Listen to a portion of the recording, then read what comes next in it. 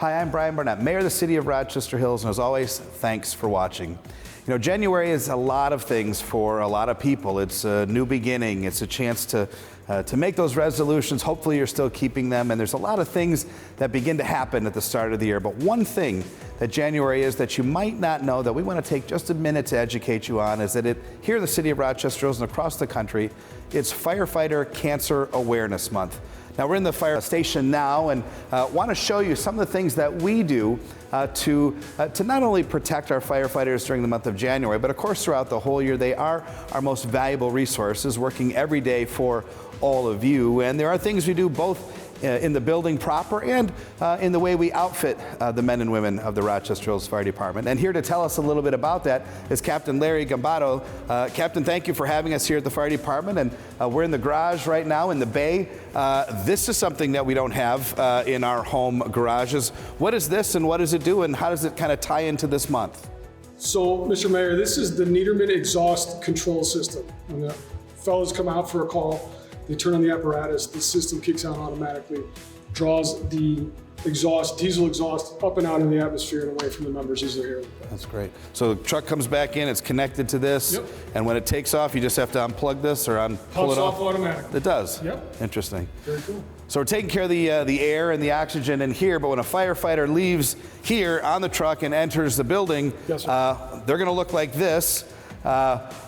Firefighter Andrew, thanks for being here today. Appreciate you. Maybe talk us through some of the protective things that we have on the uniform of a firefighter. So Andrew's got on our new gear, which we have all just received 2 sets, which is pretty progressive within the fire services that every member has 2 sets and nobody has dirty gear. After a fire, Andrew can come back, strip off his gear, put it through the wash, and then have his clean set of gear ready to go without having to wait for this gear to dry. Some other items is the particulate blocking hood that we have are designed to block 90-some-odd% of particulates that are in the air and the fire smoke to get in from their skin. Also with this gear, there's some different areas here. Down in the feet, you can see the neon here, also at the wrists, and then at his waist, there's a contamination reduction area. Keeps the particulates from getting up into the firefighter inside of that and keeps it on the outside of the gear. How long have we had this gear? We just took delivery of this gear late last year. And just out of curiosity, to outfit Firefighter Andrew here, what is this top to bottom? The whole thing, easily $5-6 grand. 5-6 grand. Certainly worth it when you talk about, as we all know, the most valuable resources being the men and women of the Rochester Hills Fire Department. We want to walk over here to the locker and just show, I think, a few other things that might be of interest, especially as it relates to Cancer Awareness Month. Sure, so as we can see here inside the jacket, that's where the contamination reduction is inside of the coat. Also the other thing, again, we mentioned that each member has 2 sets. So the one that their primary set that they're using, and then they store their secondary set within the box. And then we also use these containers then to transport our gear from station to station as the members go out for different shifts, assigned to different stations on different days as they move around. So we want to eliminate or keep exposure into the vehicles so the guys aren't taking it home. Post-fire, we want them to decon on scene. We want them to get cleaned up. We want them to get back here, get a shower within the hour as best as we can. So that way we can stave off the exposure to those contaminants as much as possible. Sure.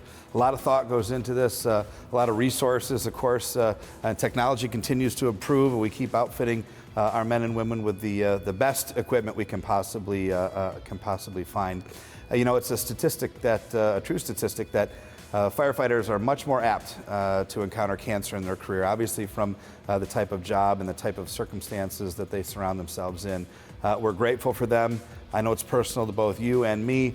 I lost my dad to cancer, and he was a firefighter, and obviously back in the 80s and 90s when he served on the West Bloomfield Fire Department, they didn't have these technologies and didn't have some of the tools that we are fortunate to have now. We love firefighters. We are grateful for the service that they provide, and we just wanted to stop here in this month to let you know a little bit more about the things that we do here in the City of Rochester Hills to protect our finest. Thanks for watching.